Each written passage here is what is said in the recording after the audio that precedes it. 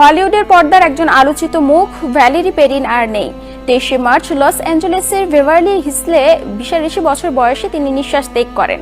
পরিবার সূত্রে জানা গেছে, দীর্ঘদিন ধরে পার্কিনসন রোগে ভুগছিলেন অভিনেত্রী। সোশ্যাল মিডিয়ায় এক পোস্টের মাধ্যমে পরিচালক স্ট্যাচি সাউদার জানান, গভীর দুঃখের সঙ্গে জানাচ্ছি, ভ্যালেরি আর আমাদের মধ্যে নেই। এর মৃত্যুতে তার ভক্ত, সহকর্মী ও চলচ্চিত্র জগতে শোকের ছায়া নেমেছে।